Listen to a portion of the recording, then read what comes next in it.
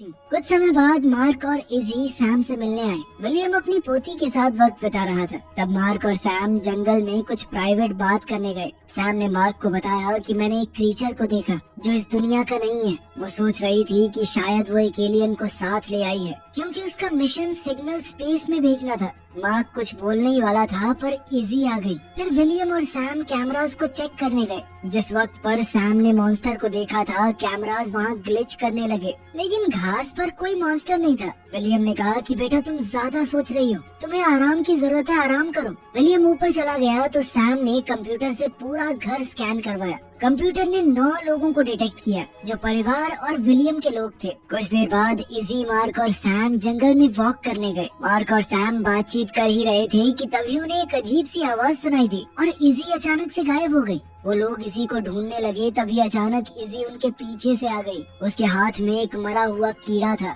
जंगल की सभी झाड़ियों में कीड़े तीखी आवाज करने लगे। एक कीड़ा पेड़ से टकरा गया। इस सब से थोड़ा डर कर वो लोग घर की तरफ भागे। अब जंगल से हजारों कीड़े बाहर निकल आए। परिवार घर में छुप गया और खिड़कियों पर सब कीड़े चिपक गए। रोशनी पूरी तरह ढक दी गई।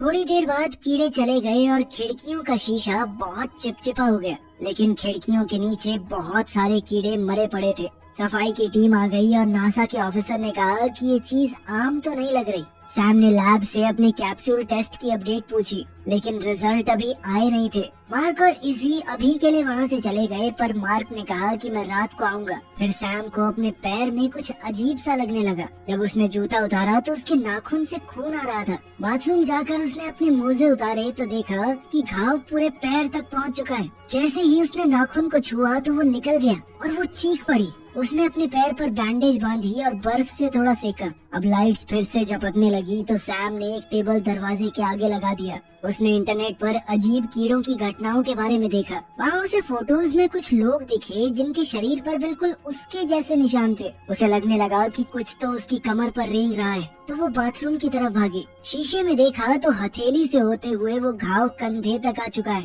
लाइट्स फिर से झपझपाने लगी तो सैम अलार्म एक्टिवेट करके नीचे भागी। अजीब सी आवाजें हर जगह सुनाई दे रही थी। तभी मार्क का कॉल आया। उसने कहा कि वो आ रहा है। सैम ने पूछा कि क्या वो एक अच्छी माँ है। ये सुनकर मार्क थोड़ा कंफ्यूज हो गया। Lights bar bar on off हो रही थी और एआई ने कहा कि लॉकडाउन शुरू हो गया है। सैम ने मार्क को बताया कि घर के अंदर कुछ है। आवाजें और पास आने लगी। सैम बंकर की तरफ जा ही रही थी कि तभी उसकी कमर में बहुत तेज दर्द होने लगी और वो दर्द से करहा कर गिर पड़ी। वो सीढ़ियों से गिरती हुई नीचे तक पहुंच गई। उसके हाथ में चिपचिपी जेल जैसी कोई चीज लग गई। उसने देखा कि उसका फोन भी टूट गया है। ऊपर से आवाजें आ रही थी तो सैम कंप्यूटर के पास गई। कंप्यूटर स्कैन ने बताया कि घर में उसके अलावा एक आदमी और है। कैमरास में गड़बड़ होने लगी और वो मॉन्स्टर घर के अंदर दिखा। सैम ने स्क्रीन्स बंद कर दी। कंप्यूटर ने दोबारा स्कैन किया और बताया कि ऊपर वाले फ्लोर पर 2 लोग हैं। सैम ने और बटन दबाए और सीलिंग से धुआं निकलने लगा। वो किचन की तरफ गई और फिर आवाजें वहीं आ गई।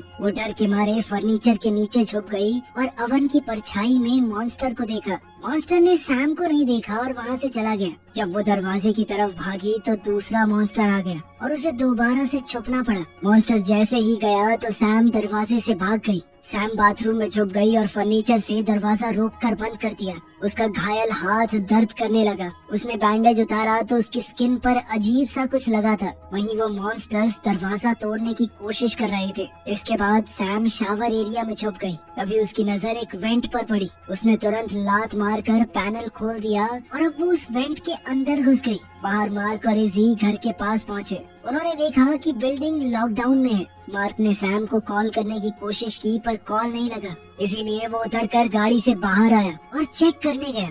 इजी ने आसपास कुछ देखा और वो अपने आप भागकर बाहर आई। मार्क उसके पीछे गया और उसने देखा कि इजी जंगल में दूर एक लाइट की तरफ उंगली दिखा रही है। उधर सैम वेंट से होती हुई वापस कॉरिडोर में आ गई और जल्दी से सीढ़ियां चढ़ने लगी और एक मॉन्स्टर ने उसका पैर पकड़ लिया और वो गिर गई। थोड़ी लड़ाई के बाद सैम ने उस मॉन्स्टर का पंजा लात मारकर हटा दिया और फिर जल्दी से वहाँ से भागी। सैम दीवारों के बीच से एक और जगह में छुपकर चली गई। उसके शरीर पर वो निशान तेजी से चमकने लगे। कुछ देर बाद उसे एक सीढ़ी मिली और वो उस हैच से निकलकर जंगल में आ गई। जब वो पेड़ों के बीच भाग रही थी तो उसके पूरे शरीर पर मौजूद निशान चमकने लगे। दुनिया भर की खतरनाक आवाजें सुनाई दे रही थी, लेकिन उसे अपने परिवार की आवाज नहीं सुनाई दी जो उसे ढूंढ रहे थे। रोड के पास ही विलियम अपनी पूरी टीम और हथियारों के साथ आ गया। उसने उन्हें याद दिलाया कि वो लोग एक इंटेलिजेंट चीज का सामना कर रहे हैं। उसने कैमरास पर सब देख लिया था और अपनी टीम को समझाया कि ये जो भी जीव है ये जानवर नहीं है कोई, वो जीव बहुत समझदार हो सकता है। अब फौजियों ने घर का बाकी हिस्सा चेक किया और विलियम बंकर तक गया जहां उसने सब कुछ बिखरा हुआ देखा। जंगल में सैम जमीन पर गिर गई और मॉन्स्टर्स की आवाजें और करीब आई तो सैम उनसे अपनी जान की भीख मांगने लगी कि प्लीज मुझे छोड़ दो। अचानक एक क्रीचर ने उसके मुंह को हल्के से ऊपर उठाया और उसकी तरफ प्यार भरी नजरों से देखा। उस जीव ने अपनी भाषा में पूछा कि क्या तुम मुझे समझ सकती हो। सैम ये सुनकर हैरान हो गई क्योंकि वो हर एक शब्द को समझ पा रही थी। उस जैसे ही और क्रीचर्स आ गए। पहला क्रीचर बोला कि उन्होंने सैम को बहुत याद किया। सैम ने पूछा कि तुम हो कौन? क्रीचर ने कहा कि हम तुम्हारा परिवार हैं। इससे सैम बहुत कंफ्यूज हो गई। तो उस जीव ने अपना माथा सैम के माथे पर रखा और कहा कि याद करो। अब सैम को पहले वाले विजन्स क्लियर याद आए। पता चला कि सैम खुद एक एलियन है और उसका परिवार बहुत साल पहले धरती पर क्रैश हुआ था। विलियम की टीम ने उन्हें पकड़ने की कोशिश की थी तो एलियंस भाग गए। इसी भागदौड़ में सैम अपने परिवार से अलग हो गई तो उसने एक डिवाइस का इस्तेमाल करके अपने शरीर को बदल दिया, इंसानी रूप ले लिया। जब विलियम ने उसे ढूंढा तो वो बिल्कुल एक छोटी सी बच्ची जैसी लगी। जब विलियम को इस छोटी बच्ची का कोई माँ बाप नहीं मिला तो उसे गोद ले लिया। उसके एलियन परिवार ने कभी उसे ढूंढना बंद नहीं किया। उन्हें पता था कि ये नकली रूप कुछ साल बाद खत्म हो जाएगा और वही लोग उसके कैप्सूल को छेड़ने आए थे।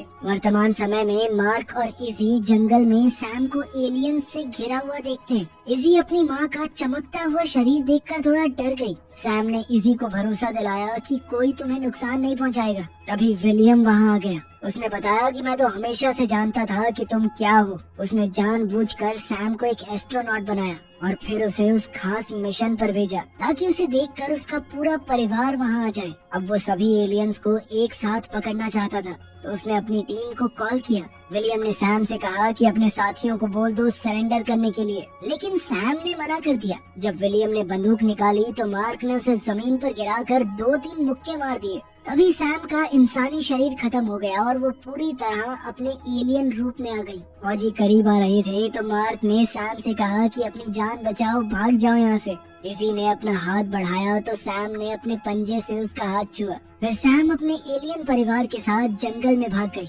जब तक फौजी वहाँ पहुँचे वो एलियंस एक बहुत ही चमकदार स्पेसशिप में पृथ्वी को छोड़कर भाग चुके थे। वीडियो पसंद आई तो लाइक कर देना, चैनल को सब्सक्राइब कर लेना। मिलते हैं